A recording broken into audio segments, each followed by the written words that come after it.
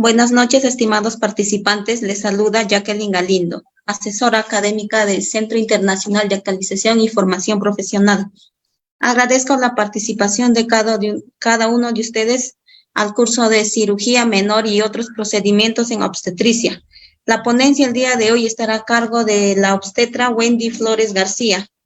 Antes de comenzar con la ponencia, les dejo algunas recomendaciones. Mantener sus micrófonos apagados durante la ponencia, a menos que el ponente solicite su participación.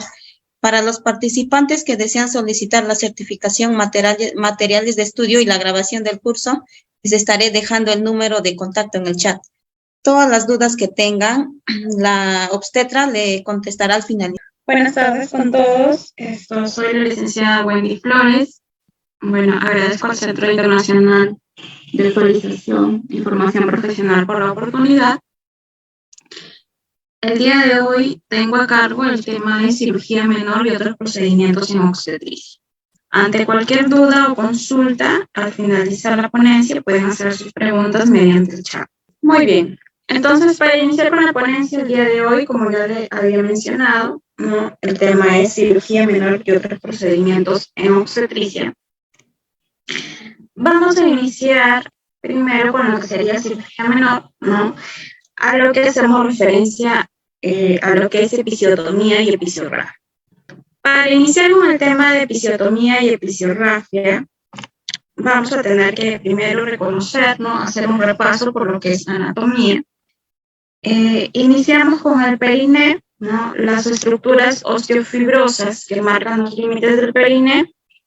Debemos tener en cuenta lo que es la sínfisis del pubis por delante, la rama inferior del pubis y rama isquiática anterolateralmente, las tuberosidades isquiáticas, los ligamentos supratuberosos y la parte más inferior del sacro y el coxis por detrás. Entonces tenemos que la línea transversa que une esos dos extremos anteriores de las tuberosidades isquiáticas va a dividir lo que es el periné, en dos triángulos, el triángulo anal, yace por detrás de esta línea, y el triángulo urogenital, que se encuentra por delante de esta línea. Con respecto al músculo bulbocavernoso, tenemos que tener en cuenta que se va a originar en el tendón central, por delante del esfínter externo del ano, y acá al lado de la línea media, y es de allí donde se van a dirigir hacia adelante y hacia arriba, describiendo una curva de concavidad interna, redondeando lo que es la vagina, por debajo de los labios mayores y cubriendo las glándulas de Bartholin. Cada uno va a estar oponiendo sus fibras a la del otro. Por otro lado, en el otro extremo se van a unir lo que es el cuerpo cavernoso y el ligamento suspensorio del clítoris. Se conoce como constrictor de la vagina también. Con respecto al músculo isquiocavernoso, se va a originar principalmente en lo que es la tuberosidad isquiática, dirigiéndose hacia arriba, insertándose en la cara anterior, principalmente de la sínfisis púbica, en la base del clítoris y redondeando el cuerpo cavernoso del mismo. También va a enviar lo que son las fibras decusantes a la región de la unión del tercio medio superior y medio de la uretra, formando la mayor parte de lo que es el esfínter externo de la misma. Y va a comprimir el cuerpo cavernoso del clítoris. Con respecto al músculo transverso superficial del periné, vamos a tener que se va a iniciar en lo que es el borde inferior, de la tuberosidad isquiática, dirigiéndose principalmente horizontalmente en busca de la otra, y se va a insertar en lo que es el tendón central, Entonces podemos visualizar aquí el ligamento suspensorio del clítoris, el cuerpo cavernoso, todo lo que hemos venido mencionando y cómo es que de dónde nace cada uno de ellos, Muy bien, entonces entramos al tema de lo que es episiotomía Como definición, la episiotomía va a consistir en la incisión quirúrgica del perineo, ¿no?, que se va a realizar al final del segundo periodo del parto, o sea, el expulsivo. ¿Cuál es su finalidad? De impedir los desgarros precisamente del piso pélvico y vulvo vagino-perineales, ¿no? Asimismo, se consigue abreviar la duración del periodo expulsivo y reducir lo que es la compresión de la cabeza del feto, ¿no?, durante el periodo expulsivo. ¿Cuáles son las indicaciones para realizar lo que es la episiotomía, ¿no? Las indicaciones maternas está la inminencia de desgarro vulvo-vagino-perineal, ¿no? Existen nulíparas que no lo ameritarían, ¿no? Es importante tener en cuenta la evaluación de la paciente, de todo, ¿no?, para evitar lo que es para evitar lo mayor posible de realizar la episiotomía, ¿no? Existen nulíparas que no lo ameritarían y por el contrario, en algunas multíparas es preciso realizar, ¿no? Un arco subpúbico alto y estrecho casi siempre obliga a lo que es la realización de la episiotomía, ¿no? No se aconseja su realización rutinaria, sino selectiva, como hemos mencionado, ¿no? Previa evaluación de la paciente, se toma la decisión para realizar lo que es la episiotomía, ¿no? No es aconsejable su realización rutinaria. Abreviar el expulsivo y la intensidad de los esfuerzos del pujo, como otra indicación, ¿no? Pacientes con preeclampsia, eclampsia, hipertensión arterial, hipertensión endocraniana, ¿no?, y patologías vasculares del sistema nervioso central, lo que es la hipertensión ocular, ¿no?, si de repente hay presencia de cardiopatías, neumopatías, ¿no? Entonces, esa sería otra de las indicaciones para realizar lo que es la episiotomía. El parto vaginal instrumentado, ¿no?, la utilización del forceps o espátulas, ¿no?, que actualmente ya no se realiza mucho lo que es la utilización del forceps, pero se encuentra dentro de las indicaciones, ¿no? Con respecto a las indicaciones fetales, tenemos si es que existe macrosomía, ¿no?, feto con retardo del crecimiento intrauterino, sufrimiento fetal agudo en el segundo periodo del parto, ¿no?, presentaciones podálicas, presentaciones cefálicas en variedades deflexionadas y presentaciones cefálica vértice en variedad posterior o desprendimiento en saca, ¿no? La intención de la episiotomía precisamente es ampliar lo que es el canal del parto, ¿no? Entonces, si encontramos alguno de estos casos con referente a las indicaciones fetales, se puede realizar o se puede indicar lo que es la episiotomía. ¿Cuáles son las contraindicaciones? Es que existe una relajación y flacidez del piso pélvico, ¿no? Piso pélvico elástico, sin inminencia de desgarro durante el desprendimiento, ¿no? Enfermedades granulomatosas activas, si es que existe la presencia de lo que es condilomatosis florida con extenso compromiso vulvoperineal, ¿no?, y fístulas rectoperineales. Es que existen antecedentes de perineoplastía, ¿no?, y cáncer de ano o rectal, ¿no? Solo en esos casos está contraindicado lo que es la episiotomía. ¿Cuáles son los tipos de episiotomía que existen? Tenemos la episiotomía media y la episiotomía medio lateral, ¿no? Con respecto a la episiotomía mediana, tenemos que se va a iniciar en la horquilla vulvar, ¿no?, posterior, y corta el refe medio en dirección medial, ¿no?, extendiéndose normalmente hasta las fibras más extensas del esfínter del ano, ¿no?, pudiéndose prolongar, incidiendo las mismas en el caso que aún a pesar de la longitud del corte se haga probable un desgarro del mismo, ¿no? Y la media lateral va a iniciar igualmente a nivel de la horquilla vulvar, ¿no? Ambas se inician a nivel de la horquilla vulvar, orientado orientando el sentido de la incisión, generalmente medio lateral derecha, en un ángulo de 45 grados. En relación con el RAFE, ¿no? Extendiéndose su límite inferior hasta lo que es la intersección formada en una línea imaginaria, ¿no? Que va a pasar por el reborde anterior mucocutáneo del ano, ¿no? Entonces,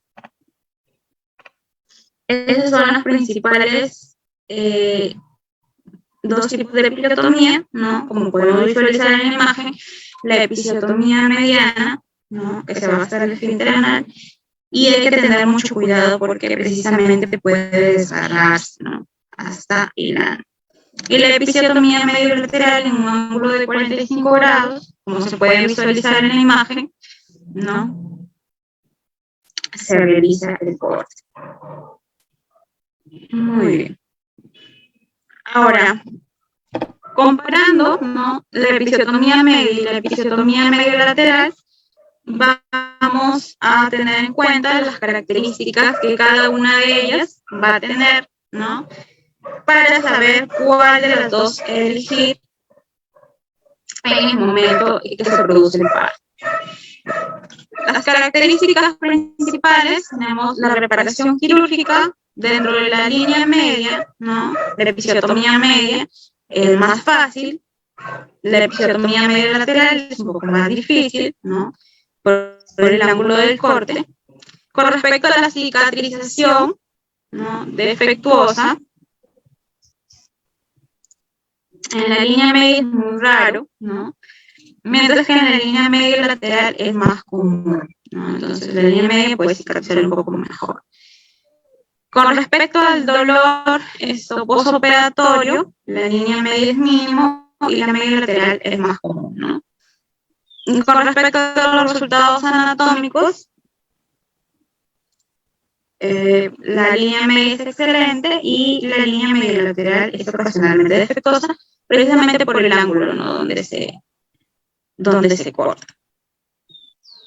Entonces, con respecto a la pérdida sanguínea, dentro de la línea media, tenemos que es menos, ¿no? La pérdida sanguínea, y la media lateral es más. Y la dispareunia, ¿no? Línea media, raro, y la media lateral ocasional. Y en cuanto a las extensiones, ¿no? En la línea media es más común y en la media lateral es poco común. Entonces, justamente por las extensiones es que es más recomendable la episiotomía medio lateral, ¿no? Para evitar precisamente que se extienda, ¿no? Hasta el recto y pueda ocurrir un desgarro. Entonces, es por ello que es más recomendable la episiotomía medio lateral. Mucho eco se escucha. A ver. Ya, ahí se escucha un poco mejor.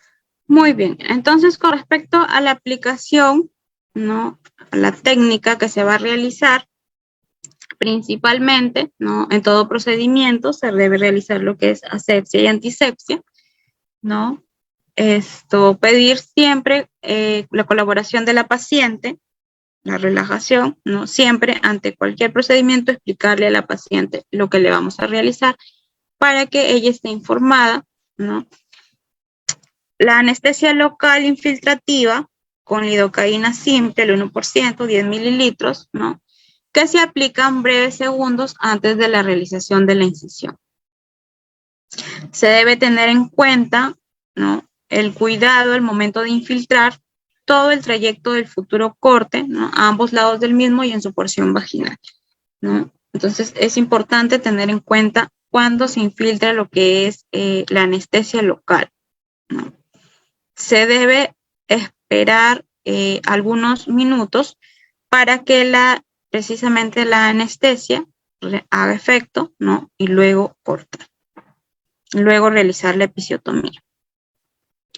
Se debe realizar el corte, ¿no? Un poco antes de la contracción siguiente, de manera que las manos estén libres para ejecutar las otras maniobras destinadas a proteger lo que es el periné y el desprendimiento de la presentación fetal, ¿no?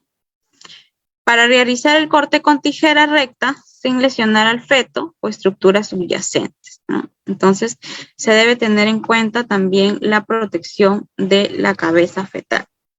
Como ya habíamos visto anteriormente, ¿no? Los dos tipos de episiotomía mediana y la episiotomía medio lateral. Ahora, con respecto a la episiorrafia, viene a ser la reparación de lo que es la incisión quirúrgica del periné, ¿no? Que se realiza al final del segundo periodo del parto, principalmente, ¿no? Entonces, luego de la episiotomía, para reparar la episiotomía, realizamos lo que es el procedimiento de la episiorrafia, ¿no? Se debe realizar una vez completado el alumbramiento y verificar, ¿no?, la estabilidad hemodinámica de la paciente. Después del alumbramiento se debe realizar lo que es la episiorrafia. Tener siempre presente que una buena episiorrafia es la que sigue a una buena episiotomía, ¿no? Se debe identificar los planos correctamente para poder realizar una buena episiorrafia. Se recomienda la introducción de gasas u otros materiales en vagina para producir hemostasia durante la realización de este procedimiento, ¿no? Y la posibilidad de dejarlos por olvido, ¿no?, causa serias molestias a las pacientes y exponiéndolas a cuadros infecciosos. Es importante esto, que si es que se va a realizar la utilización de gasas, ¿no?, para realizar hemostasias, contar, ¿no?, contar primero cuántas gasas estamos introduciendo y al momento de retirarlas, contarlas nuevamente para estar seguras de que la misma cantidad que hemos colocado, ¿no?, las estamos retirando para evitar precisamente olvidar las gasas, ¿no? Se prefieren las suturas reabsorbibles, ¿no?, con el Cap-Jug o Vicryl, y previo a su inicio debe verificarse nuevamente el bloqueo anestésico, ¿no?, infiltrándose lidocaína nuevamente de ser necesario y cumplir con los criterios de asexia y antisexia recomendados, ¿no?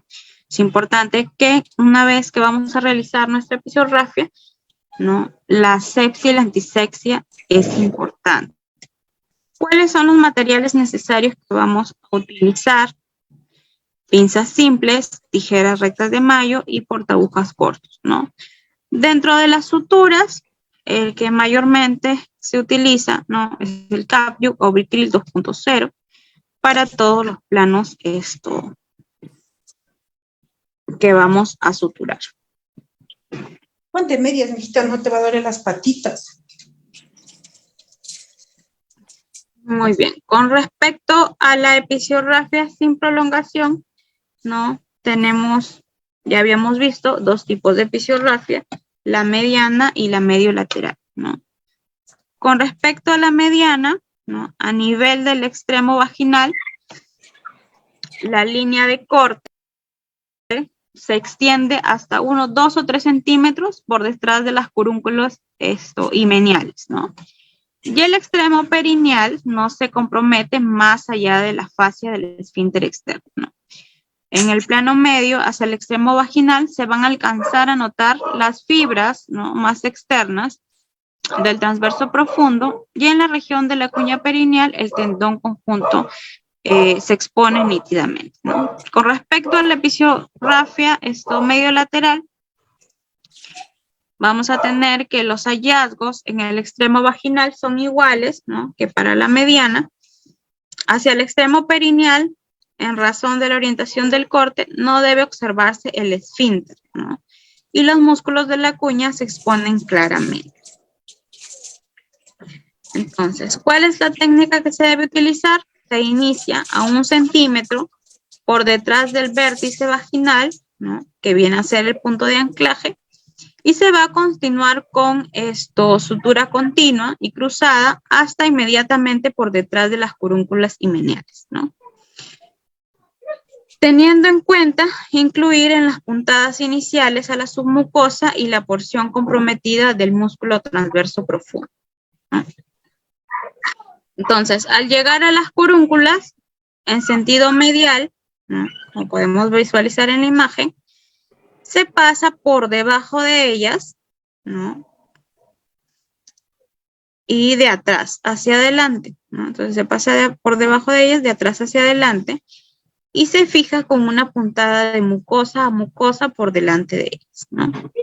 Desde este punto hasta la horquilla vulvar posterior se lleva con sutura continua sin cruzar y se vuelve a realizar el nudo, ¿no? Posterior a ello, se repara entonces la cuña perineal iniciando en el tendón conjunto, en el punto de conjunción del músculo bulbo cavernoso de la parte profunda, ¿no? Y con sutura continua, sin cruzar, se baja hasta el vértice perineal inferior, ¿no? Sin interrumpir, ¿no?, sin realizar el nudo, se pasa a la piel y en forma ascendente, ¿no? Ya habíamos llegado hasta el vértice perineal inferior y en forma ascendente se afronta lo que es la piel y celular subcutáneo, ¿no? Finalizando al nivel de la fosa navicular, donde se va a anudar para finalizar, ¿no? Luego se va a suturar la piel con puntos simples y separados. Entonces, esa es la técnica correcta para realizar lo que es la episiorragia. Ahora, ¿cuáles son las complicaciones que nos puede traer si es que realizamos una mala técnica, ¿no? Una de ellas puede ser los desgarros y prolongaciones, ¿no? La prolongación, que es el aumento de la extensión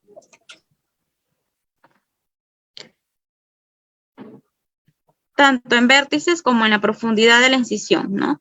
Siguiendo siempre lo que es la misma orientación de la línea de corte, lo que la diferencia de los desgarros, ¿no? Puede haber sangrado, ¿no?, que se presenta en caso de mediolaterales practicadas precozmente y que se prolongan, ¿no? Debe considerarse la posibilidad de pinzar con pinza curva, Kelly, y ligar directamente los vasos grandes que sangran, ¿no?, cuando la aparición de la cabeza se demora o de iniciar su reparación parcial aún antes del alumbramiento, ¿no? Entonces, que tenemos una paciente que vemos que está que sangra y sangra antes de realizar toda la episiorragia, toda la reparación de la episiotomía que hemos realizado, ¿no? Tenemos que ubicar esos vasos sangrantes, ¿no? Y suturarlos primero para evitar precisamente de que haya mucho más sangrado, ¿no? También pueden producirse hematomas, ¿no?, que están asociados casi siempre a los medios laterales con prolongación. Su aparición es temprana y la sintomatología que la acompaña es característica, ¿no? Existe un dolor perineal intenso y una masa subyacente de crecimiento rápido. Entonces, todo hematoma que va a comprometer la episiotomía debe drenarse de inmediato, ¿no?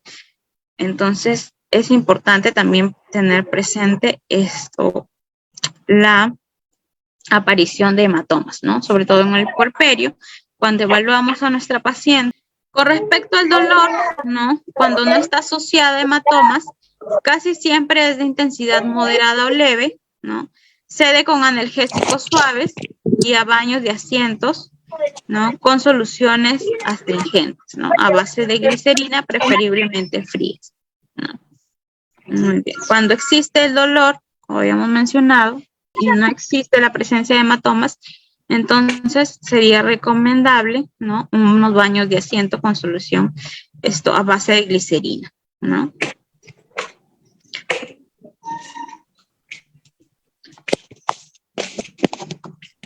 Muy bien.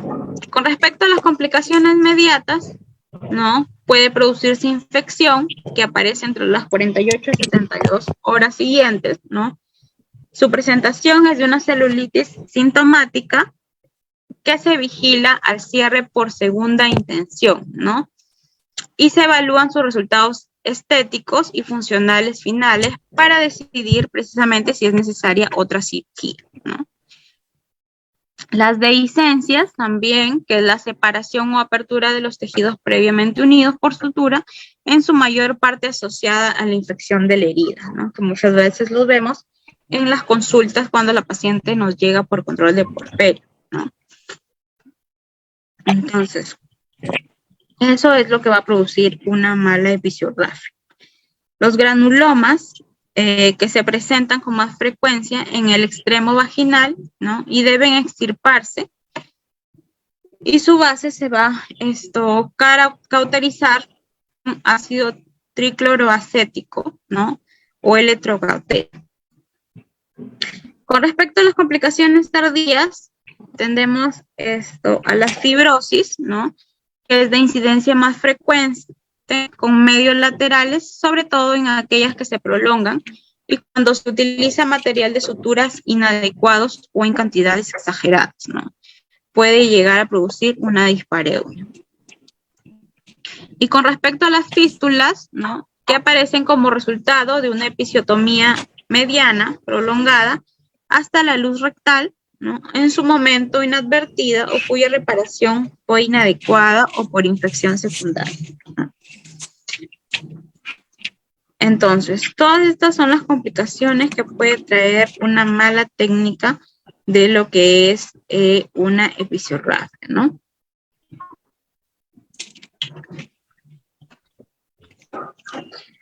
Ahora, es importante también tener en cuenta lo que son los desgarros perineales, ¿no? La clasificación, los desgarros perineales, ¿no? Pueden clasificarse en 4 grados principalmente. El primer grado, que es la lesión de la piel perineal, ¿no? El segundo grado, que viene a ser la lesión de los músculos del periné sin afectar lo que es el esfínter anal. El tercer grado, que abarca la lesión del esfínter anal, ¿no? Y que se va a subclasificar en 3A, 3B y 3C. 3A, que es la lesión del esfínter externo, en un menos del 50%. El 3B, que es la lesión del esfínter externo, más del 50%. Y el 3C, que es la lesión del esfínter externo e interno, ¿no? Y la lesión de los desgarros de 4º grado, tenemos que esto abarca lo que es la lesión del esfínter anal y la mucosa rectal. Entonces podemos visualizar en la imagen, ¿no? Los desgarros de 1er grado, de 2º grado, del 3er grado y el de 4º grado, que ya abarca todo, ¿no? Con respecto a la reparación del 1er grado y el 2º grado, tenemos que en el 1er grado, ¿no? La sutura de la mucosa vaginal. Primero tenemos que identificar el ángulo del desgarro, ¿no? El punto de anclaje, que es donde va a iniciar la sutura, ¿no?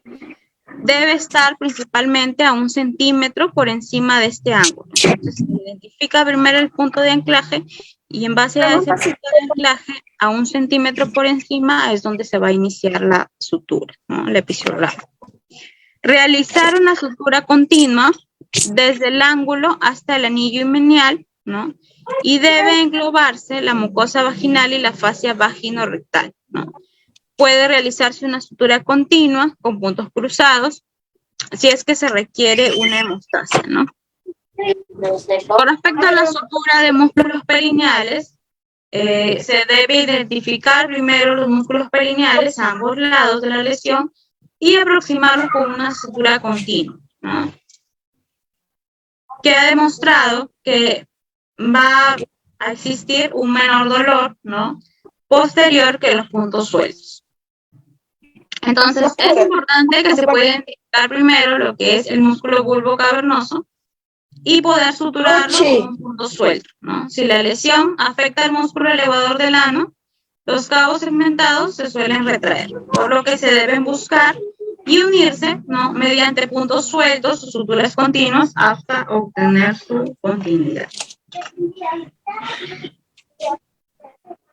Con respecto a la sutura de piel, ¿no? Debe quedar correctamente aproximada pero sin tensión, ¿no? Ya que la sutura de la piel puede aumentar la incidencia del dolor perineal en los primeros meses postparto.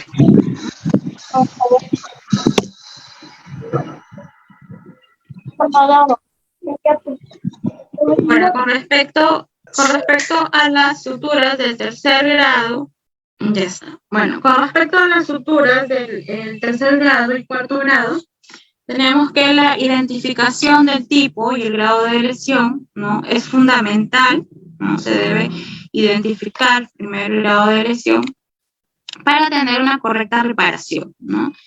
Entonces, para que la exploración perineal sea precisa, se debe realizar un tacto rectal, ¿no? Es importante realizar un tacto rectal para evaluar el grado de desgarro perineal, ¿no? Se consideran lesiones contaminadas, por lo que se debe asegurar un campo quirúrgico limpio y con medidas de asepsia adecuadas, ¿no? Realizando lavado si es necesario, buena relajación y analgesia de la zona para poder suturar correctamente, ¿no? Entonces, es importante la asepsia en todo momento, ¿no? Para evitar precisamente una complicación que es la infección de la episiotomía. Con respecto a la sutura de mucosa rectal, ¿no? Debe realizarse con una sutura continua, submucosa o puntos sueltos, sin penetrar en toda la profundidad de la mucosa rectal, y no debe alcanzarse la luz del canal anal para evitar lo que es la formación de fístulas rectovaginales, ¿no? La sutura de esfínter, donde las fibras del esfínter externo suelen estar retraídas hacia los lados, ¿no? Si no se accede correctamente a sus extremos. Debe disecarse el tejido con tijeras hasta conseguir extremos de fibras musculares de suficiente tamaño para asegurar una correcta reconstrucción, ¿no? ¿Cuáles son las medidas generales? La preparación del campo, medidas de asepsia, analgesia adecuada, la relajación, una buena iluminación, ¿no? Y la profilaxis antibiótica. Existen dos técnicas, una de ellas es la término-terminal y la superposición. Con respecto a la término-terminal, vamos a tener que se va a aproximar los extremos desgarrados, ¿no? Del esfínter anal externo y son suturados sin superposición del músculo, ¿no? Y con respecto a la superposición, se van a unir los extremos desgarrados del esfínter anal externo y se van a suturar mediante la superposición del extremo del músculo, ¿no? Sobre el otro de forma cruzada. Con respecto a la sutura de los músculos perineales, igualmente, como se indicó, ¿no? Como ya hemos visto, y la sutura de la piel también, ¿no? Entonces podemos visualizar los desgarros de cuarto grado, ¿no? Cómo es que se repara según las técnicas que hemos mencionado anteriormente. Con respecto al manejo hospitalario de los desgarros perineales, tenemos que se va a recomendar el uso de tratamiento antibiótico profiláctico para disminuir el riesgo de infección y de licencia de la herida, ¿no? Con respecto a los desgarros de tercer grado, cefalosporinas de segunda o tercera generación, ¿no? Intravenosa o intramuscular en dosis única.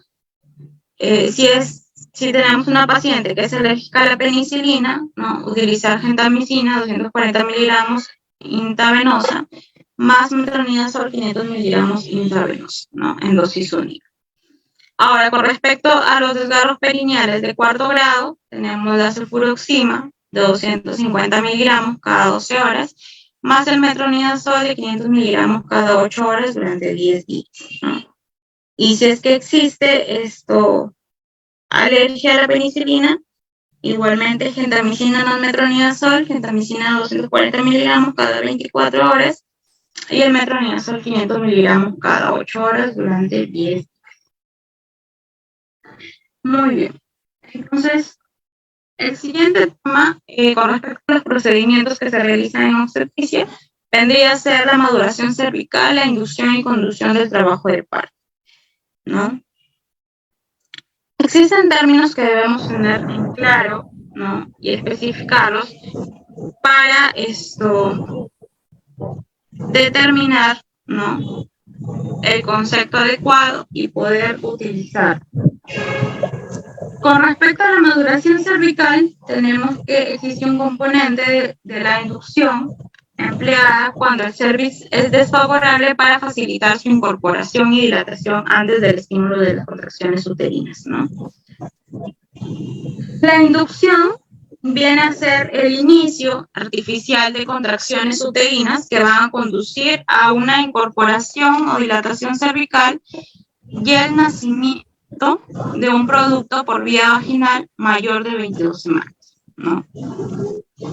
Con respecto a la acentuación, viene a ser la generación artificial de contracciones uterinas adecuadas durante un trabajo de parto de inicio espontáneo o inducido.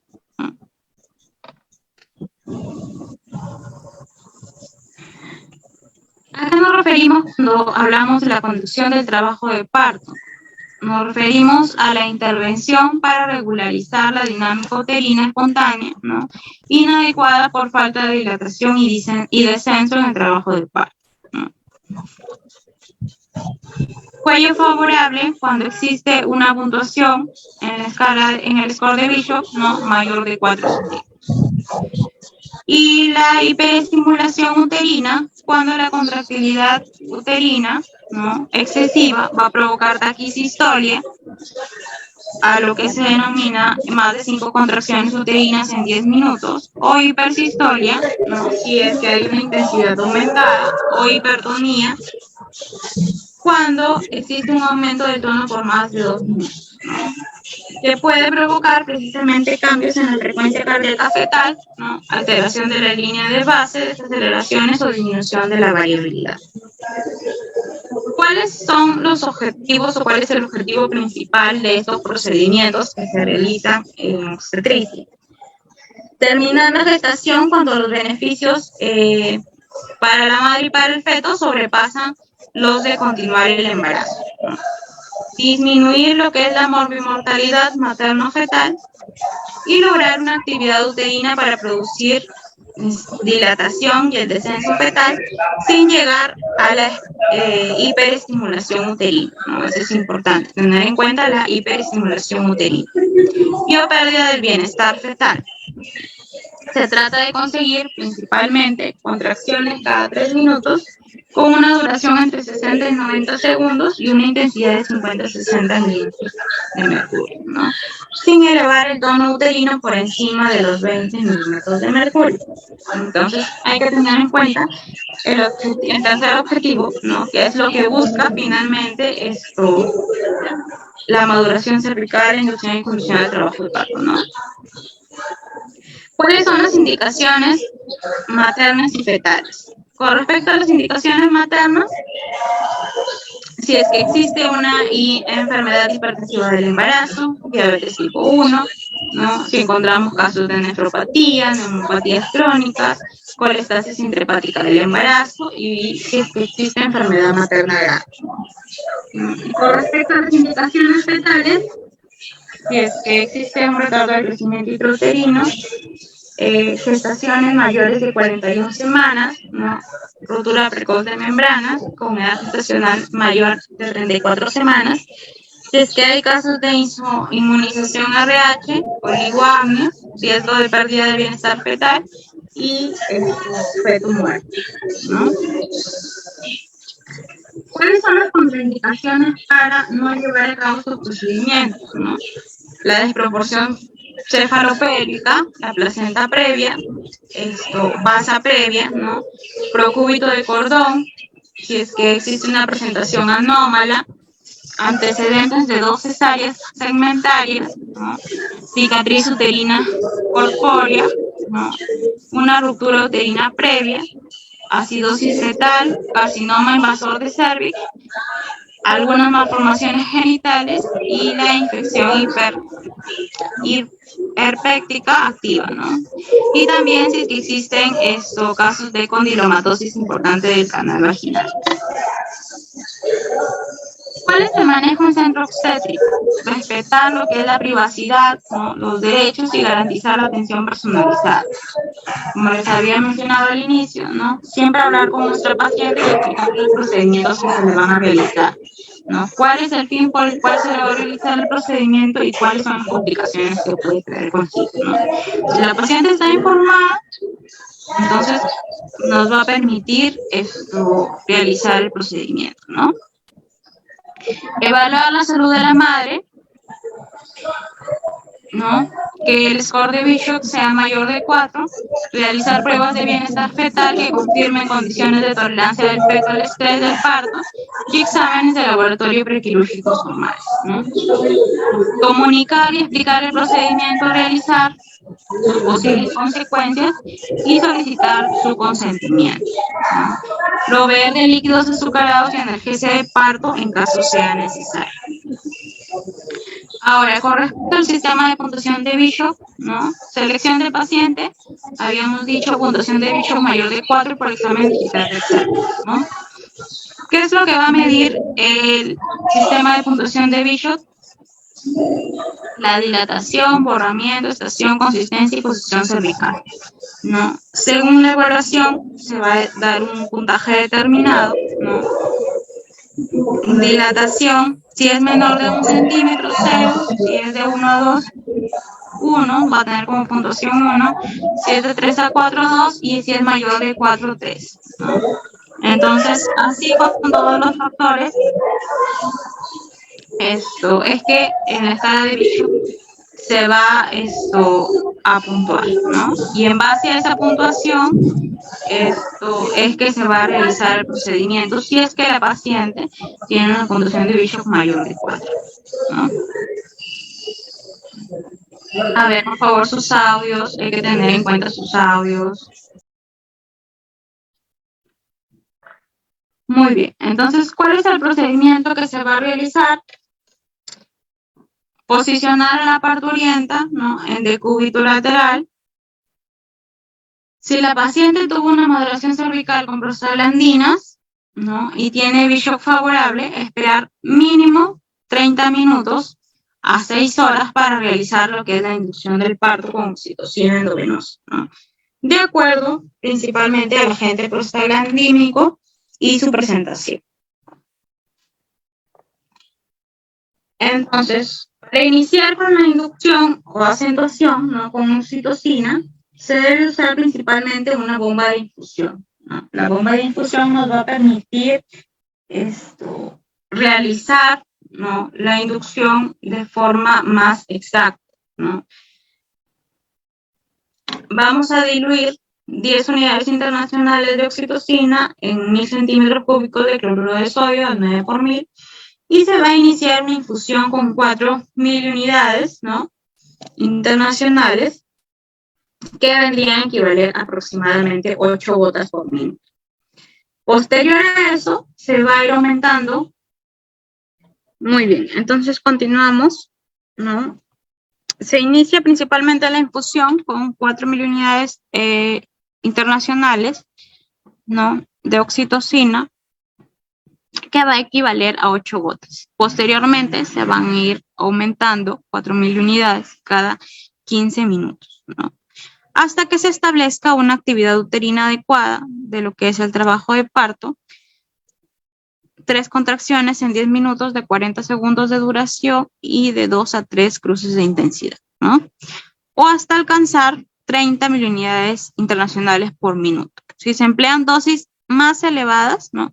El incremento debe ser prudente y con una estrecha vigilancia de la infusión, siempre con bomba y con monitorización de la frecuencia cardíaca fetal y la dinámica uterina, ¿no? Con el fin de evitar una hiperestimulación. No debe superarse nunca la dosis máxima de 40.000 unidades internacionales por minuto, ¿no? Y mantener esta velocidad de infusión hasta el momento del parto, observando que el útero recupere su tono basal entre contracción y contracción, ¿no? Y en pacientes cesareadas anteriores, una vez, iniciar con una unidad internacional y aumentar cada 15 minutos de 1 a 2 unidades internacionales, ¿no? Hasta llegar a las mismas condiciones mencionadas, ¿no? En relación a la dinámica uterina y dosis máxima de oxitocina, ¿no? Entonces, en pacientes que no han sido cesareadas, vamos a ir aumentando, ¿no? de 4.000 unidades internacionales cada 15 minutos y en pacientes cesáreas anterior una vez, ¿no? Se puede aumentar de 1 a 2.000 unidades internacionales cada 15 minutos.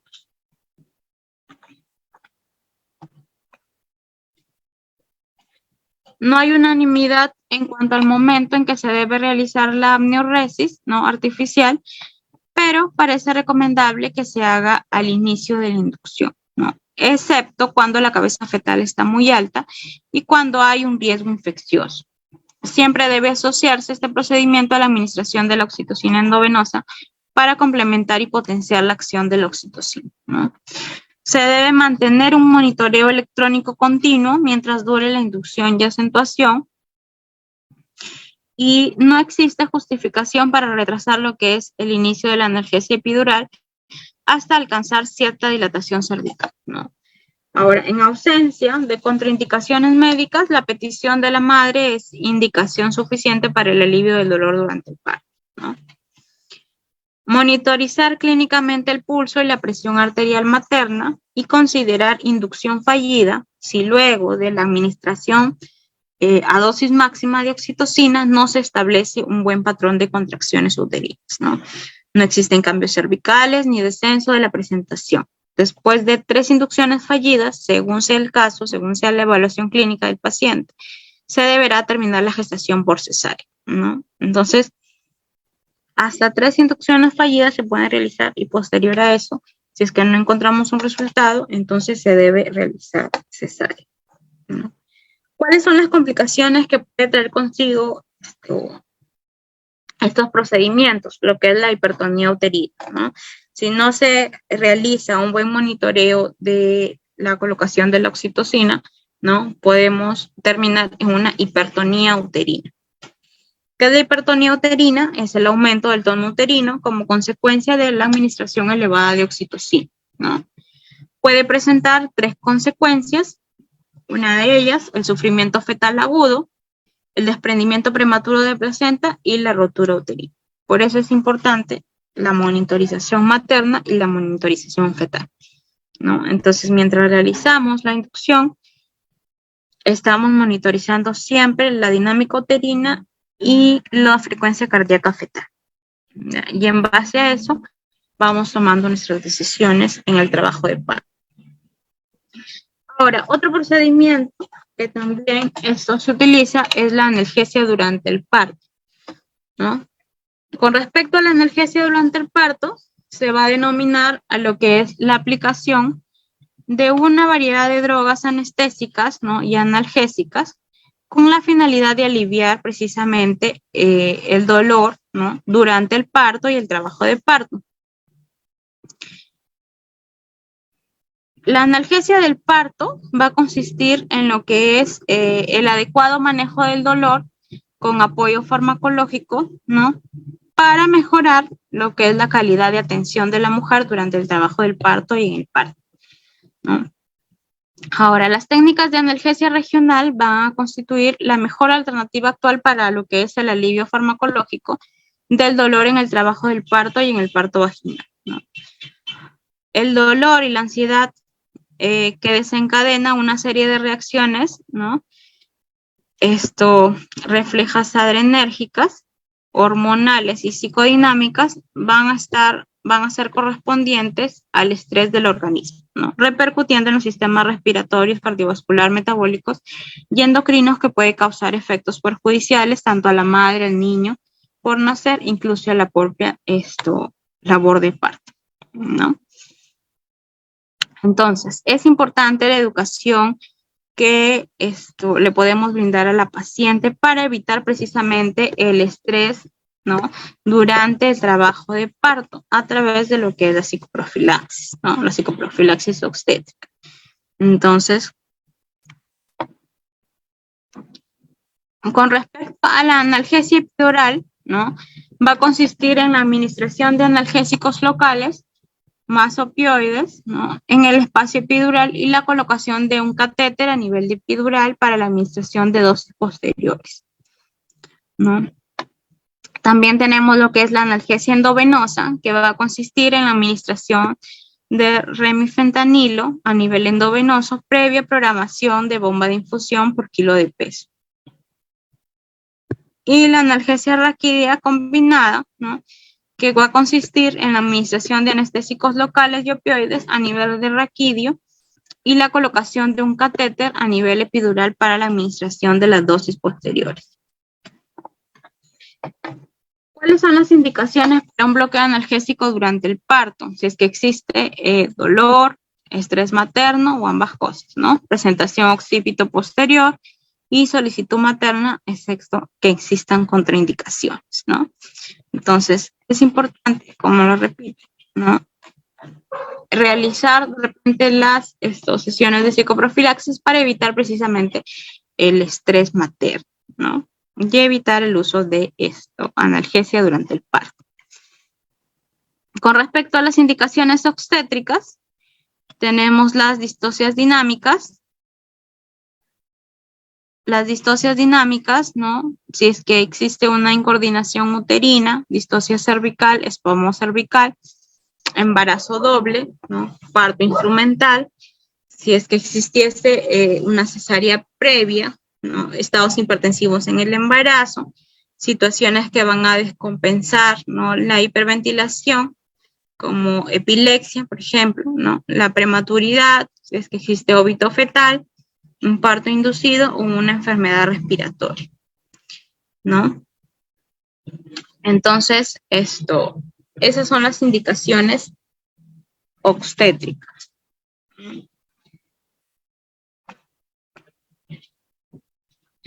¿Cuáles son las contraindicaciones que debemos tener en cuenta? ¿Cuáles son las contraindicaciones que debemos tener en cuenta para la analgesia durante el parto?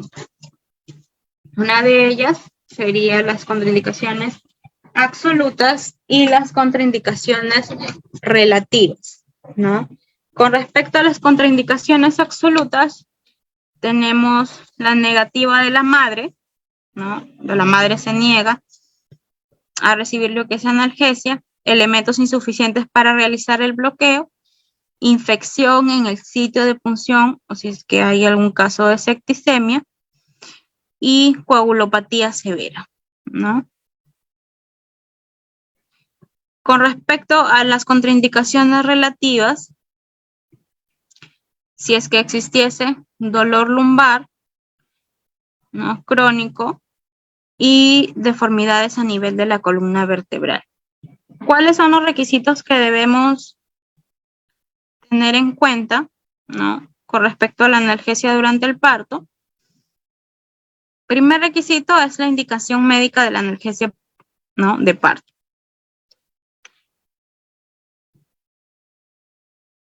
Donde el médico, ¿no?, ginecobstetra,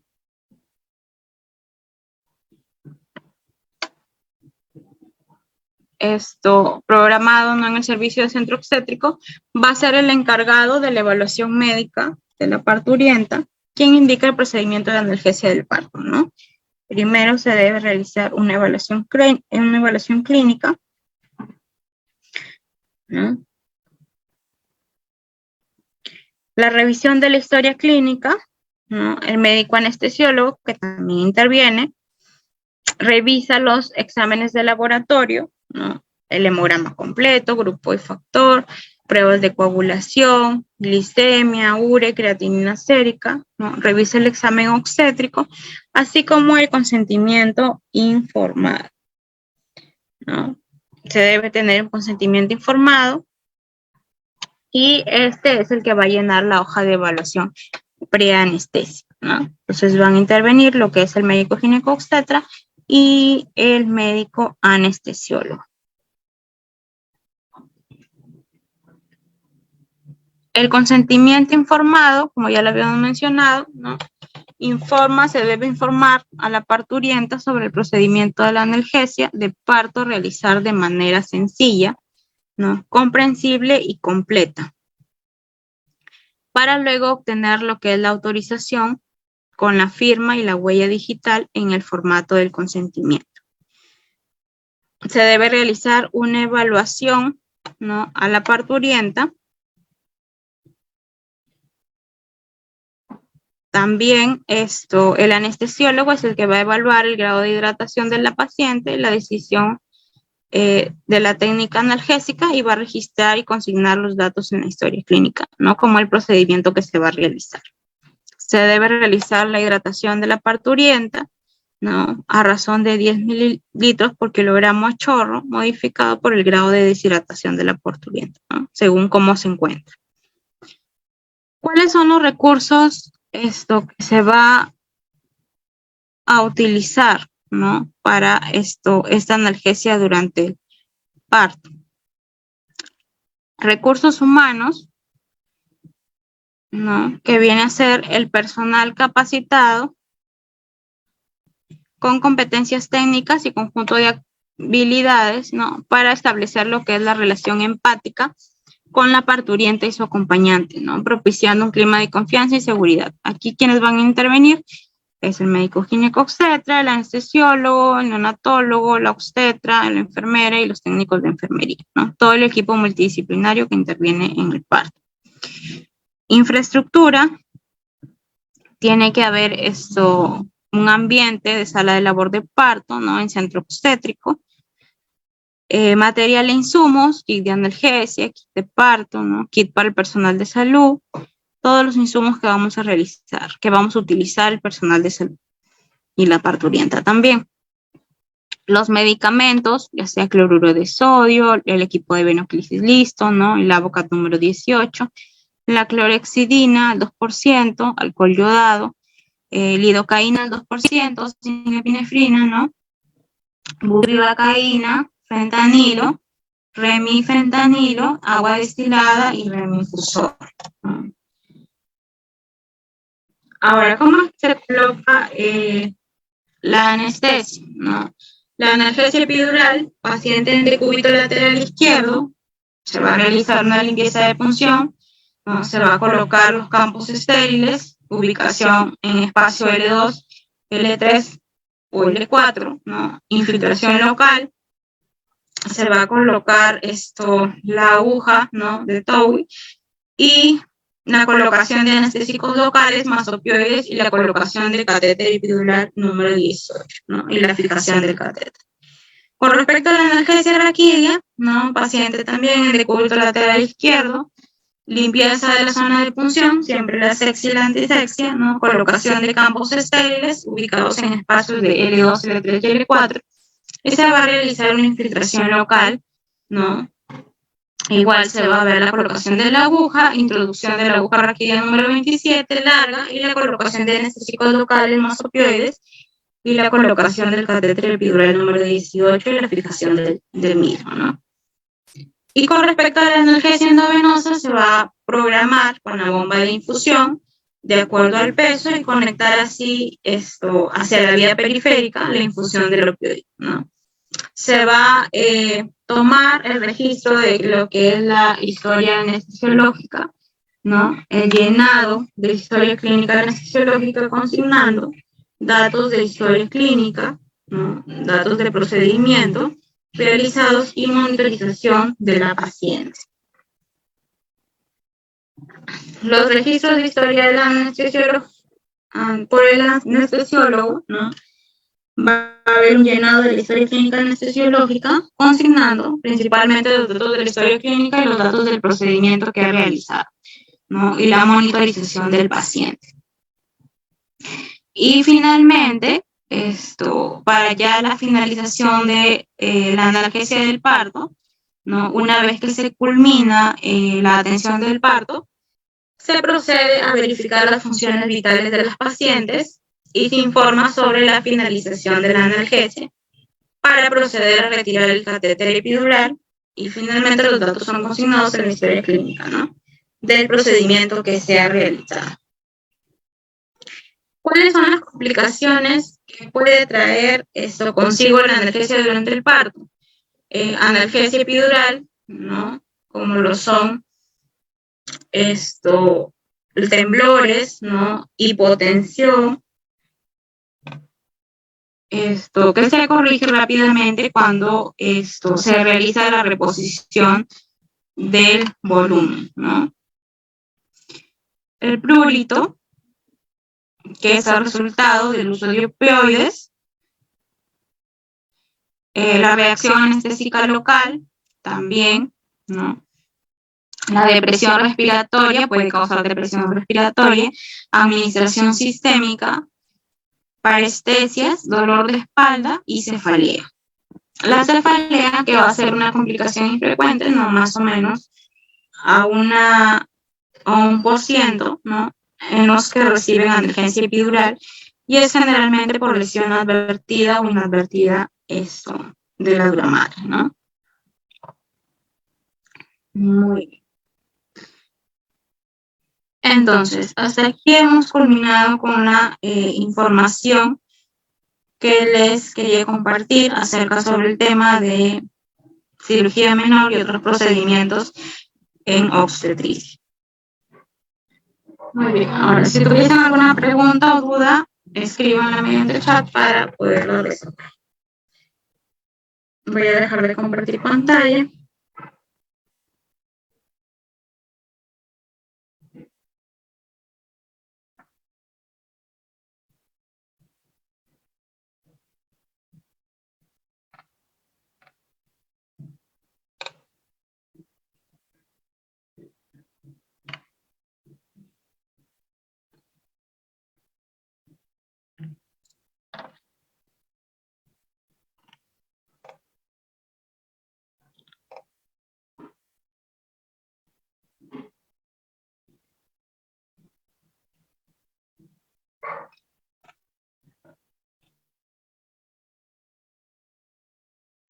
Ya, muy bien. Con respecto a tu pregunta, me preguntaste sobre a cuántos grados se realiza la infiltración. Ya, la episiotomía la infiltración se realiza a 45 grados, ¿no? De la horquilla vulvar.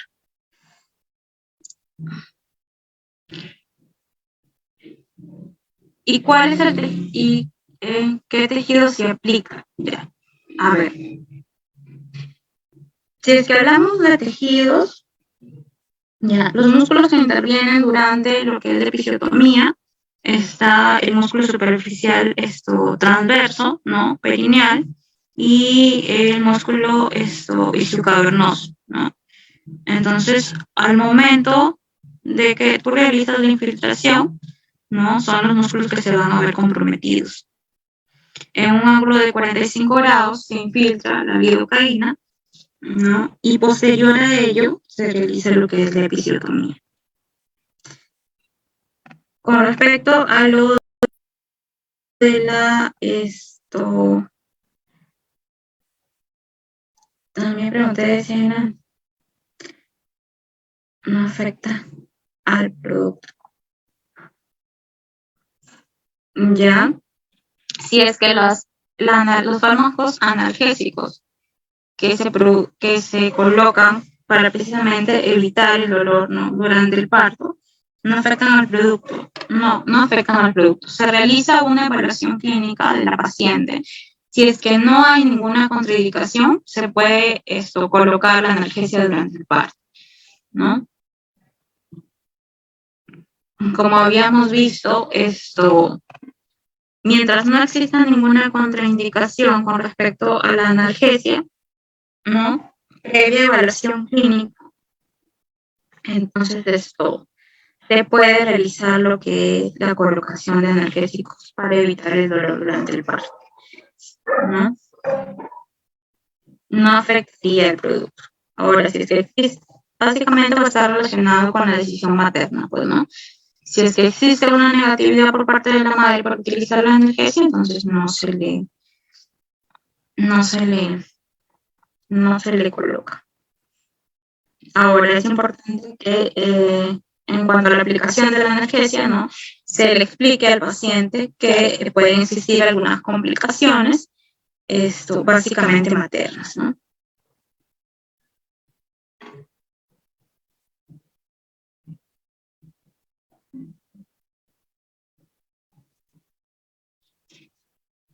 Muy bien, gracias a ti por tus preguntas. Muy bien, entonces, si es que ya no hay más preguntas, agradezco por su participación, ¿no? y doy por finalizado el tema de hoy. Muchas gracias, buenas noches.